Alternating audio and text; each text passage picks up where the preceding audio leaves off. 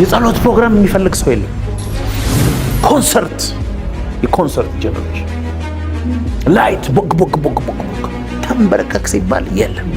ምግብ ተው የለም። እግዚአብሔርን ፈልግ የለም። ጫጫታ ብቻ፣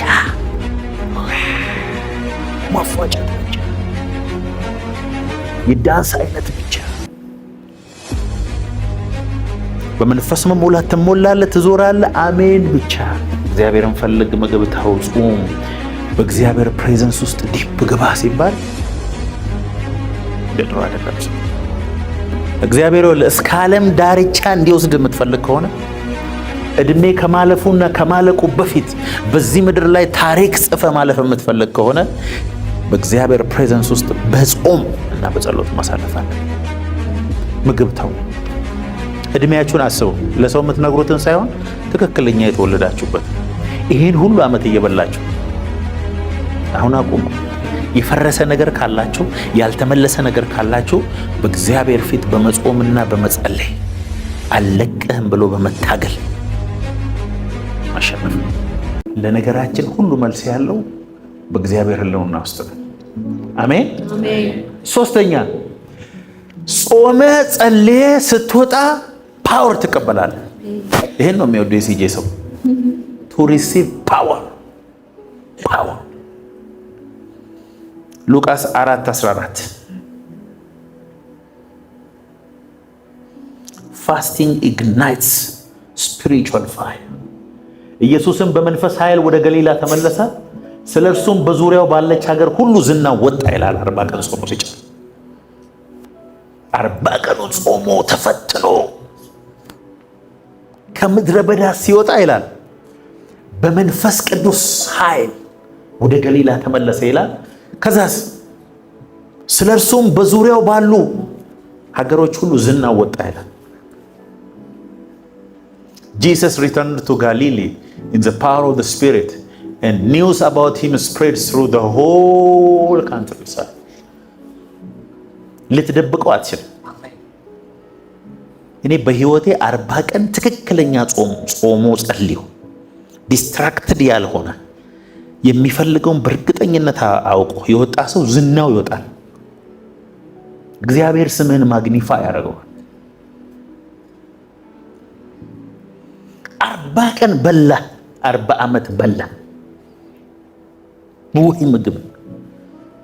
አሁንማ በቃ በየቲክቶኩ የክትፎ አይነት የምን አይነት በየቴሌቪዥኑ የምግብ አይነት አይንህ ላይ ያዞሩ እኮ አሁን መጾም አትችልም። ልጹም ብትራሱ በሚቀጥለው ሳምንት ይሆንልኝ ነው። የምግብ አብዮት ተነስቷል ኢትዮጵያ ውስጥ። ይበላል ይበላል ይበላል።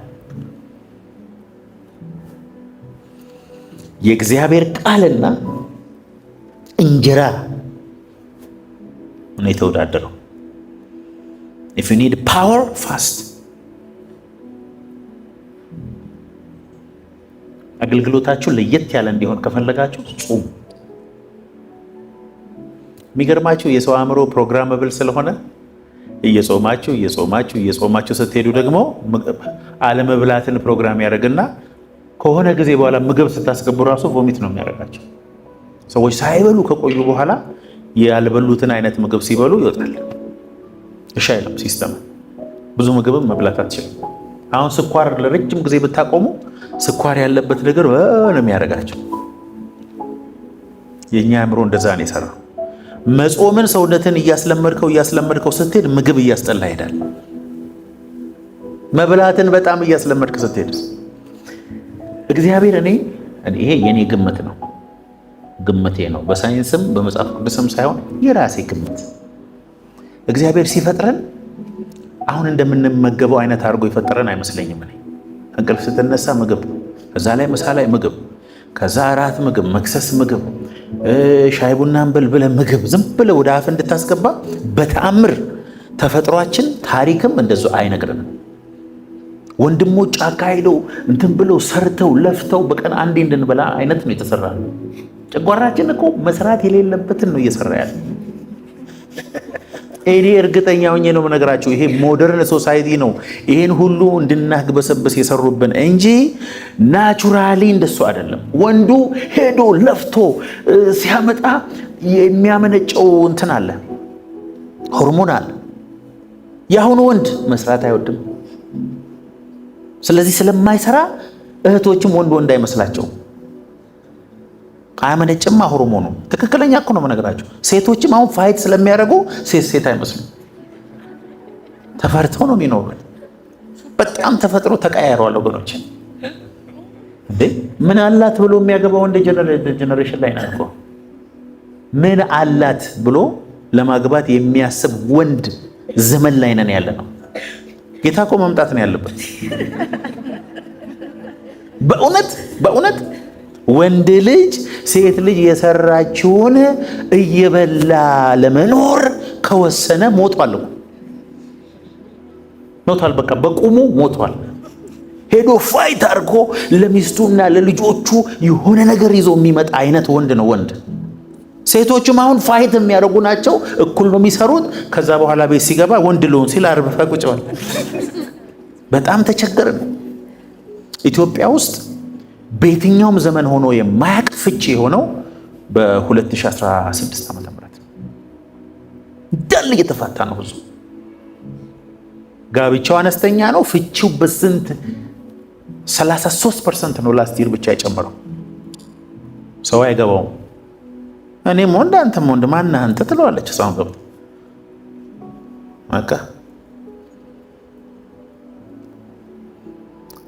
ምግብ በሉ እስቲ ምግብ ለአንድ ሳምንት ለ15 ቀን ለ40 ቀን ምግብ ትቶ ቲክቶክ ትቶ ቴሌቪዥን ትቶ ጓደኞቹን ትቶ ቦሌ መዞር ትቶ በሩ ዘግቶ የእግዚአብሔርን ፊት የሚፈልግ ጄኔሬሽን እንደ ቀይ ቀበሮና ጭላዳ ዝንጀሮ እየጠፋ የለም። መዝሙር ነው የሚወደው፣ የመዝሙር ድግስ። የጸሎት ፕሮግራም የሚፈልግ ሰው የለም።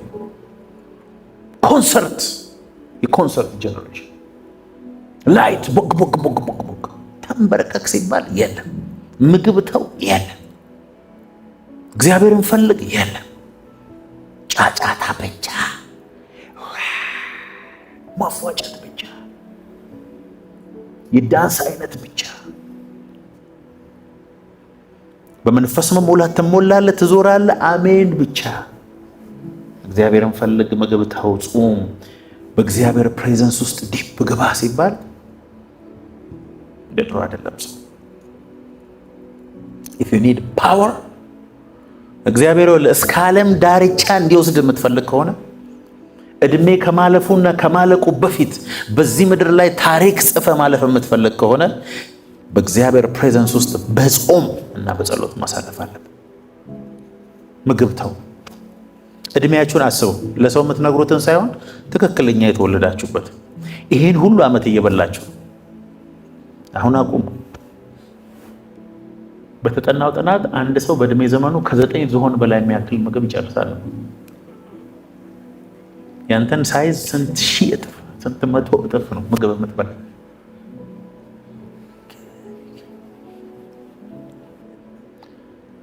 ፎር ኢንተርሴሽን እና ብሬክ ስሩ በህይወታችን ሜጀር የሆነ ለውጥ በፋይናንሳችን ሊሆን ይችላል፣ በአገልግሎታችን ሊሆን ይችላል፣ በትዳራችን ሊሆን ይችላል። ሜጀር የሆነ የሚታይ ቪዚብል ነገር መቀየር የምንፈልግ ከሆነ መጾም አለብን። ነህምያ 1:4 ይህንንም ቃል በሰማው ጊዜ ተቀምጬ አለቀስኩ፣ አያሌ ቀንም አዝን ነበር፣ በሰማይ አምላክ ፊት እጾምና እጸልይ ነበር። ለኢየሩሳሌም ሪስቶሬሽን እያለቀሰ እየጾመ ተአምር ከሰሩ ሰዎች ውስጥ አንዱ ነህምያ በአመታት የሚሰሩ ነገሮችን በ52 ቀን የሰራ ጀግና ነው። እያዘነ እያለቀሰ እየጾመ በእግዚአብሔር ፊት እያለቀሰ እግዚአብሔር ሬቨሌሽን ሰጠ። በህይወታችሁ ሪስቶሬሽን የምትፈልጉ ከሆነ የፈረሰ ነገር ካላችሁ፣ ያልተመለሰ ነገር ካላችሁ በእግዚአብሔር ፊት በመጾምና በመጸለይ አልለቅህም ብሎ በመታገል ማሸነፍ። የእግዚአብሔር ቃል እውነትን ግዛት እንጂ ምን አታርጋት፣ አትሽጣት ነው የሚለው። ብዙዎቹ እውነትን የሸጡት በምግብ ነው። አዳም ያንን ፍሬ በልቶ የእግዚአብሔርን ሬቨሌሽን፣ የእግዚአብሔርን ክብር፣ የእግዚአብሔርን ፕሬዘንስ ትሬድ አደረገ። ይኸው በምግብ። ኤሳው በኩርና ማለት በነገራችን ላይ የኢየሱስ ዘር መሆን፣ የእግዚአብሔር ፕሮግራም ውስጥ ኢንላይመንት መግባት፣ የጄኔሬሽን አባት መሆንን በምግብ ሸጠ። ያ ደግሞ በምግብ ገዛ።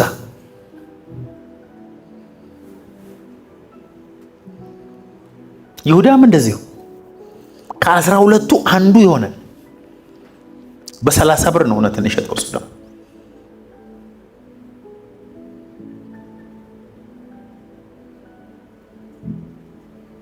ኤክስቼንጅ አርግ ጾምና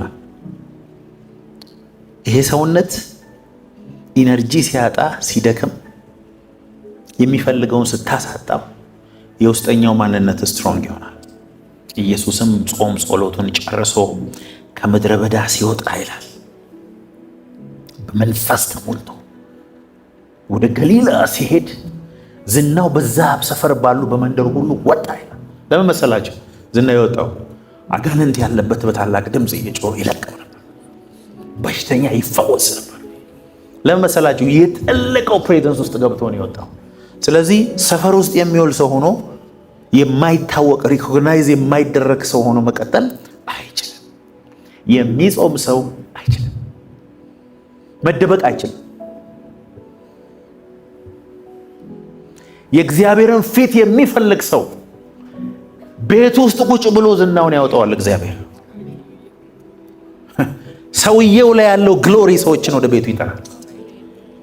ቪዚብል ነው። እናንተ በተራሮች ላይ ያለች ከተሞች ናቸው ይላል። ልትሰወሩ አትችሉ። እናንተ የዓለም ብርሃን ናቸው። ኩራዝ መቅረዝ አብረተው እኮ አልጋ ስር አያስቀምጡም ማለት አውጥቶ እላይ ነው የሚያስቀምጠው። አንተ ክብር ሲኖርብህ እላይ ነው የምትወጣው። ያወጣል።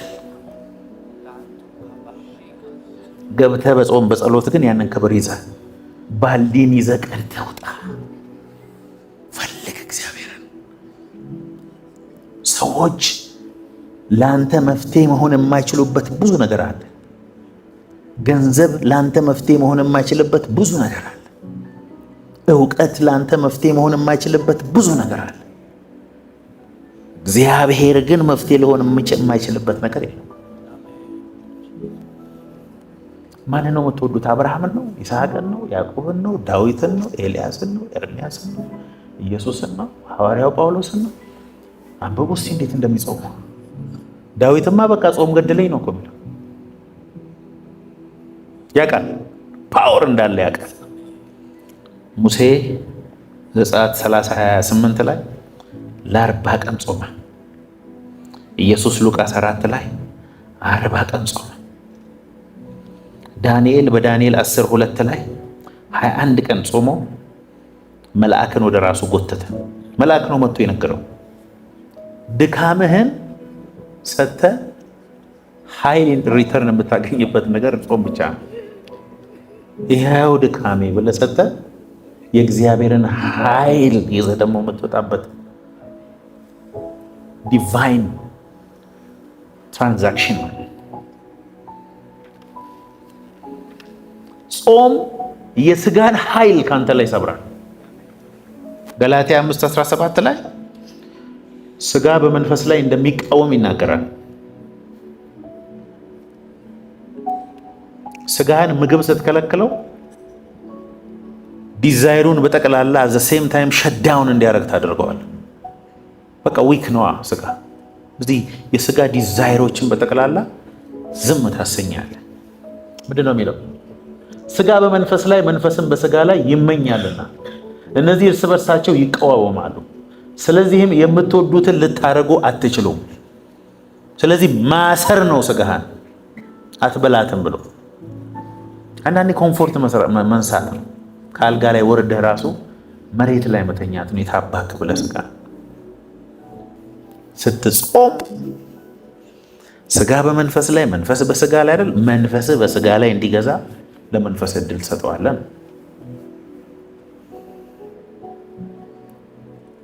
ጾም እግዚአብሔርን አይቀይርም። ስለ ጾም ከእግዚአብሔር ኦ ማይ ጋድ አይልም። ጾም የሚቀይረው አንተን ነው። ለእግዚአብሔር ሐሳብ ፊት እንድታደርግ ያደርጋል። ጾም እግዚአብሔርን እጅ መጠምዘዣ አይደለም። ጾም ምግብ መተው አለብን። በእግዚአብሔር ሕልውና ውስጥ ማሳለፍ አለብን። ስጋ የሚልህን ሁሉ ኖ ስትል አብረህ ብዙ ነገር ነው እያልከው እንዴት ስጋችን ኖ ስንለው እንዴት ስፒሪታችን ስትሮንግ እንደሚሆን ይገርማል እኮ። ኤቭሪ ኖ ለስጋችን ቤኔፊት አለው። ዘ ስፒሪት ከኔ ጋር ናቸው። ሮሜ 8:13 ጾም የስጋን ምኞት ክሩሲፋይ ያደርገዋል፣ ይሰቅለዋል። ሮሜ 8:13 ምን ይላል? እንደ ስጋ ፈቃድ ብትኖሩ ትሞቱ ዘንድ አላችሁ፣ በመንፈስ ግን የሰውነትን ስራ ብትገድሉ በሕይወት ትኖራላችሁ። If you live according to the sinful nature, you will die. ጾም የአጋንንትን ኃይል ይሰብራል። የሚጾም ሰው የአጋንንት ፕሬዘንስ የአጋንንትን ቀንበር ዲዘርን ያደርጋል። ባይዞ ከማንኛውም ሰው የበለጠ በጾም ላይ ያለ ሰው አጋንንት ውር ሲል በደንብ ዲዘርን ያደርጋል። ይህ ነው። አንዳንድ ጊዜ ዲፕሬሽን በቃ ዲፕረስ ነው፣ ተጨነቁ፣ እንትኑ አልሆነልኝም፣ ይሄ አልሆነልንም ምናምን ብለን የምንጨነቀው አብዛኛው ያ ጭንቀት ዲሞኒክ ነው። አጋንንት ልኮት ነው ወደ ማይንዳችን። ከዛ ለሱ ዲፕሬሽን ደግሞ ምክንያቶች አሉን የተጨነቅንበት። ስናገን ያ ጭንቀት ከስፒሪት መሆኑን እንመታውና ሶሉሽን እንፈልግበታለን። እነሱ እኮ ለትንሽ ነገር እስከ ሞት ድረስ ይጨነቃል። አንዳንድ ሰው ምንም አይነት ጭንቀት ኖሮት በሰላም ስራውን ይሰራል። አንድ ስልክ ተደውሎ ከተረበሸ መጾምም መጸለይም መውጣትም መግባትም የማይችል ሰው አለ። ፓራላይዝድ የሚሆን ሰው አለ ካዘነ። የሆነ ጊዜ ቅዳሜ ልክ ቢሮ ይመጡና መርዝ ነው የሚነግሩኝ እያልኩኝ ቸርች እገባለሁ። በኋላ እያወቅኩ መጣሁ፣ ለካ አጋንንት ነው የሚልካቸው። ቅዳሜ ጠዋት እኔ ቢሮ መጥቶ ኔጌቲቭ ሳይነግሩኝ ረጅም ጊዜ ማገልገል ጀመርኩና ከዛ አንድ ሰው ቅዳሜ ይኸውላችሁ የሞተ ሰው ቢኖር ከቤተሰቤ መታችሁ እንዳትነግሩ፣ ከፕሮግራም በኋላ ተነግሩኛላችሁ አሉ። ታገሉኝ ብዙ ሊነግሩኝ። ምንድነው መንፈሳችን ከእግዚአብሔር መንፈስ ጋር አኖይንቲንግ የምናስተላልፍበት ስለሆነ ስትናደድ ትወጣለህ ከመንፈስ። አለቀ። የአጋንንት ፕሮግራም እሱ ነው። ዶናልድ ትራምፕ ምን አለ? ትልቅ መሪ የሚታወቀው አለ ዘ አቢሊቲ ቱ ፕሬዠርን የመሸከም አቅም ነው አለ። መከራን ተሸክመ እስከ ምን ያህል ትሄዳለህ? ከነችግር መሄድ የምትችልበትን መጠን ያህል ነው እግዚአብሔር የሚያምን። አንዳንድ ሰው ሴንሲቲቭ ነው። በቃ የሆነ ሰው ስላኮረፈው እዚህ ተበጥብጦ መጥቶ እግዚአብሔርን ለማገልገል ይሞክራል። ቢዳዝ ወርክ ኢግኖር አድርገህ አለ እኮ ንዴቱ ኦኬ ብለህ ወደ አገልግሎት የምትሄድ ከሆነ አኖይንቲንግን እና እዚህ ውስጥ ያለውን ሰላም የማትረብሽ ከሆነ እግዚአብሔር ለብዙ ነገር ያምናል። በዛም በዚህም ቡ የምትል ከሆነ ጾም መንፈሳዊ ረሃባችንን ይጨምራል። ሐዋርያት ሥራ 13:2 እነዚህም ጌታን ሲያመልኩና ሲጾሙ መንፈስ ቅዱስ ባርናባስንና ሳውልን ለጠራዋቸው ሥራ ለዩልኝ አለ። አይገርም? እየጾሙ እየጸለዩ እያለ መንፈስ ቅዱስ መጣና ከዛሬ ጀምሮ ሳውል የሚባለው አፖስትል ፖል ይሆናል። በጾምና በጸሎት ውስጥ ነው ኦርዲኔሽኑ የመጣው። ለዩልኝ በቃ ሂዱ አለ እግዚአብሔር መንፈስ ቅዱስ። ሲጾሙ ነበር። ስትጾሚ በህይወትህ ውስጥ የታሰሩ ነገሮች፣ መልስ ያጡ ነገሮች፣ ኮንፊውዝድ የሆንክባቸው ነገሮች እየጠሩ ይሄዳሉ። ለምን ተወለድኩ? ለምን እዚህ እኖራለሁ? ማን ነኝ እኔ? እግዚአብሔር ምንድን ነው የፈለገው? ለምንድን ነው ሁሉ ፈተና የሚደርስብኝ? ለምን በረከት የዘገየ? ለምን እኔ ብቻ? የሚሉ ነገሮች ሁሉ በጾም ውስጥ ነው የሚመለሱት። መንፈሳዊ ህይወትን ሉብሪኬት ያደርጋል ፋስቲንግ። ኤልያስ አንደኛ ነገሥት 19:8-12 ከጾመ በኋላ ድምፅ ሰማ። ስሞል ስቲል ቮይስ፣ ቀስ ያለ ድምፅ ሰማ። ድምፅ ትሰማለህ ስትጾም። ኦደብል ድምፅ አንዳንዶች ያሰማቸዋል። ምን ትፈልጋለህ? ወደዚህ ሂድ፣ አትሞትም፣ ትኖራለህ። በህይወቴ ሰው 40 ቀን ጾሞ ከሰማይ ምልክት ያላየ ሰው በህይወቴ አይቻላል። የምሩን የሚጸልይ ዝም ብሎ 40 ቀን ጾምኩ እያለ 7 ሰዓት ላይ የሚበላውን ሰውዬ አይደለም እላቸው። አንዳንድ ሰው ቁርሱን ብቻ እየዘለለ ጾምኩ 40 ቀን ይላል። ምግብ ትተህ በእግዚአብሔር ፕሬዘንስ ውስጥ አሳልፈ አልበላም ብለህ ስልክህን ዘግተህ ከሰዎች ሁሉ ተለይተህ በፕሬዘንስ ውስጥ ቆይተህ ከ40 ቀን በኋላ ኢንካውንተር የሌለው ሰው ገጥሞኝ፣ በእውነት አንድ ሰው ገጥሞኝ ያውቅም።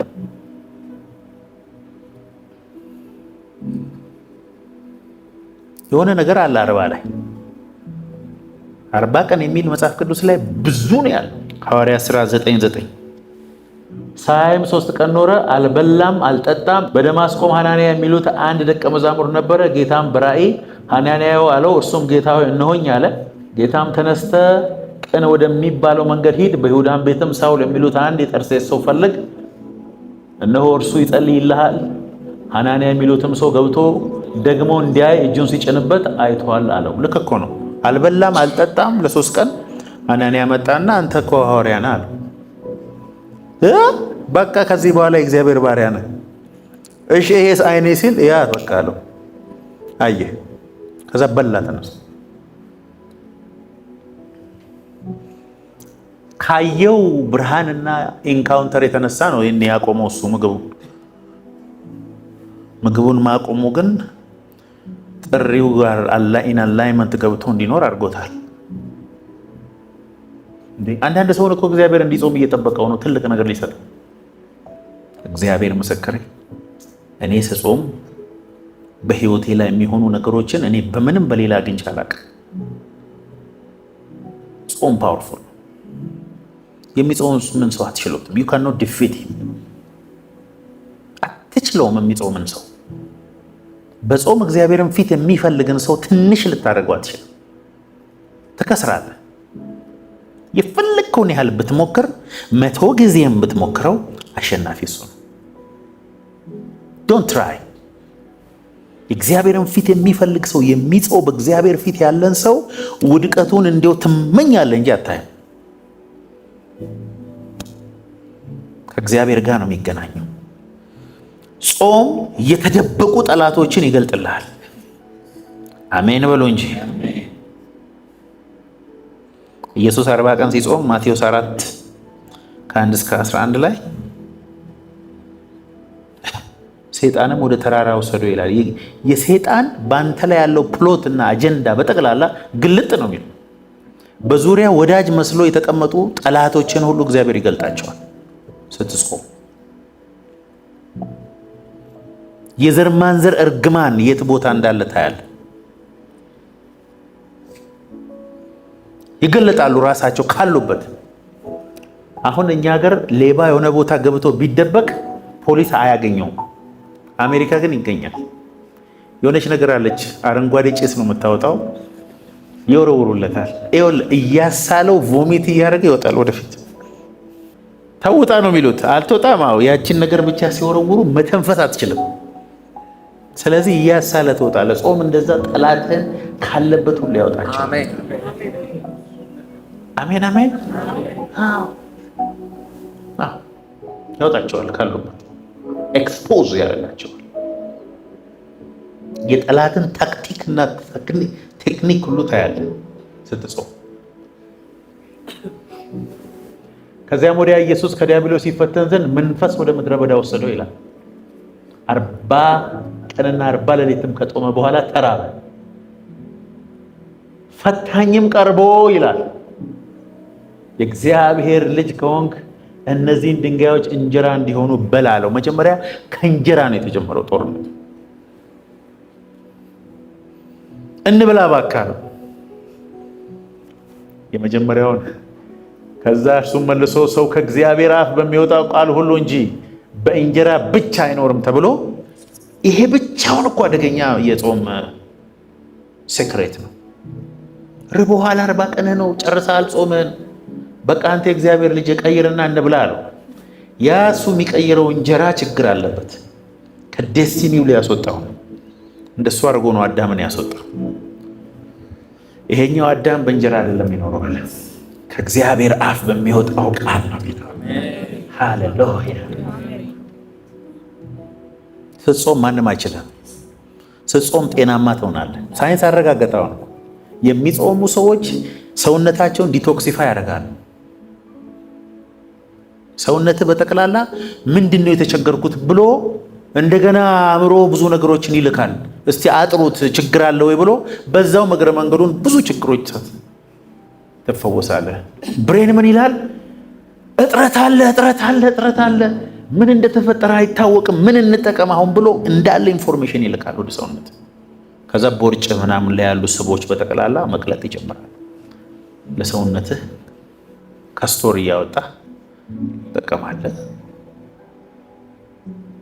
ጂም ቤት ገብተህ ከምታመጣው የበለጠ በጾም ታመጣለህ። የስኳር መጠን ይስተካከላል፣ የደም ዝውውር ይስተካከላል፣ የቆዳ ከለር ይስተካከላል። እህቶች አሁን ሜካፕ ከምታበዙ ጾሙ፣ የበለጠ ታምራላችሁ። የእውነቴን እኮ ነው የምላቸው። ፕሩቨን ባይ ሳይንስ። ቤትን ዘግተህ ፍራሽ አንጥፈህ ወይ ጨርቅ አድርገህ ትራሶች ደርድረህ ለብቻ ያለ ሰው መዝሙር ከፍተህ ጠበለህ በመንፈስ ቀልጠህ እዛኛው ክፍል ገብተህ ስትወጣ መስሪያ ቤት ቦታ፣ ቸርች፣ ንግድህ ላይ ብዙ ነገሮች ላይ ለውጥ ታያለህ። ቪዚብል የሆነ ለውጥ። እንደነገርኳችሁን አስተማሪ ነበርኩ እና መጀመሪያ አስተማሪነት ባሌ ነው የሄድኩት። ባሌ በቃ ደበረኝ። እዛ ምንም የለም። ከኔ በፊት የሄዱ አስተማሪዎች በጠቅላላ በቃ ከገበሬዎቹ ጋር ተስማምተዋል። በ2 ዓመት ያገቡትም እንዳለ የዛን ገጠር ሴቶችን እና የአዲስ አበባ ልጆች፣ የተለያየ ከተማ ልጆች በጠቅላላ ፕላናቸውን እንደሆነ ልንገራችሁ። ከብት እንገዛለን፣ ላም እናረባለን፣ እርሻ እንሰራለን። ህይወቴን አየሁት። ከብቶች ገዝቼ ስንዴ ዘርቼ ሳልኩት ራሴ የናዝሬቱ ኢየሱስ። ልጆቹ በነገሩኝ ቁጥር ህይወቴ ውስጥ የሚመጣው ተስፋ መቁረጥ ልነግራቸው አልችልም። እኔ እዚህ አልኖርም። እግዚአብሔር ነገርኳቸው። ኧረ እኔ ለጥቂት ጊዜ ነው ሄዳለሁ። የት ሄዳለህ? ኧረ እኔ እንደናንተ እዚህ ከምኖር አዲስ አበባ ሄጄ ቲማቲም አስፋልት ላይ ብሸጥ ይሻላል። አልኖርም። ለነፍሴ ሁሌ ነው የምነግራት። 7 ወር እንደሰራው ደሞዜን ወስጄ የነበረኝ አልጋ፣ ፍራሽ፣ ቡታጋዝ፣ ብረት ድስት፣ ጭልፋ ምናምን ሀብቴ በጠቅላላ ሄደ። ለዚች ብዬ እንዳልመለስ ብዬ ከፋፍዬ ሰጠዋቸው። አእምሮ ምን ያስባል ማሳላይ እቺን ጭልፋ እጅ ላምጣ ቢልስ? የሰው አእምሮ መጥፎ እኮ ነው። ከዚህ ለብረት ድስት ብዬ ከመሄድ ይሄን ብረት ድስት እንካ፣ ይሄን አልጋ አንተ ውሰድ፣ ይሄንን አንተ ውሰድ አልኳቸው። መጣው እዚህ ደግሞ አስተማሪ ስሆን ልጆችን አስጠናለሁ፣ ዩኒቨርሲቲ አስተምራለሁ ምናምን በቃ ብር አግኝቻለሁ። ግን የሆነ ጊዜ በቃ አስጠላኝ ህይወቴ። እግዚአብሔር ሆይ ምንድነው መጽሐፍ የማነበው ነገርና እኔ ህይወቴ አብሮ አልሄድም። ጾም ጸሎት ገባው ከባለቤቴ ጋር 7 ቀን አደገኛ ጾም ጸሎት፣ የሞት ጾም ጸሎት፣ ድራይ ጾም ጸሎት። 3ኛ ቀን ላይ ሽሮ ፍትፍት በላ 7ቱን ጨረሰ። ከ8ኛ ቀን ጀምሮ እስከ ዛሬ ድረስ እኔ የማንንም ፊት አይቻላል። አገልጋይ ሆኜ እኔ ባለሀብት ፊቱን ፈገግና እንደዚህ እያደረገ ተጫውቶብኝ አያውቅም። ብር ሰጥሃለሁና የፈለግከውን ላርግህ የሚለኝ ሰው የለም። ብር ስለሰጠኝ እዚህ ዲሳይፕል የሚገባ ሰው የለም። ብር ስለሰጠኝ ቢሮ የሚገባ ሰው የለም። ማንም ሰው በገንዘብ እኔን ማኒፑሌት ማድረግ አይችልም። ገንዘብ ስለሰጠኸኝ እኔን ትንሽ ማድረግ አትችልም። ከገንዘብ ጋር የተገናኘ አገልግሎት የለኝም። ጾምኩ። የጾምኩት ዘዳግም 28ን ከ1 እስከ 14 ይዤ ነው። ሌላ አንድ ቃል አልጠቀስኩም። በመውጣቴ በብሩክ በመግባቴ በብሩክ፣ አበዳሪ እንጂ ተበዳሪ አይደለሁ፣ ራስ እንጂ ጅራት አይደለሁ። በቃ ጌታ ሆይ ኖ መጥረጊያ ይዤ ቤቴ ውስጥ ድህነትን፣ መርገምን፣ ጨለማን አስወጥቻለሁ። እግዚአብሔር ይገስጸው ብዬ ኢየሱስ መታወት ማለት ነው። አሜን በሉ እንጂ ስለ ተአምር አትንገሩኝ። በእኔ ህይወት የሆነው ተአምር በቂ ነው። የማትጾም ከሆነ ከእግዚአብሔር ጋር ፋይት የማታረግ ከሆነ እግዚአብሔር ታምነውበት የሚታገሉትን ሰዎች ያውቃል። በአምላክነቱ አምነው ፋይት የሚያደርጉትን እግዚአብሔር ያውቃል። ኖ ኖ ኖ ኖ ኖ ኖ ኖ ኖ ብሎ የሚታገሉትን እግዚአብሔር ይኸው መታገል አለበት። አዲስ ኪዳን ነው፣ የግሬስ ዘመን ነው፣ እንደዚህ ነው ምናምን። ኢየሱስ ክርስቶስ ጾሟል። ሐዋርያው ጳውሎስ ጾሟል።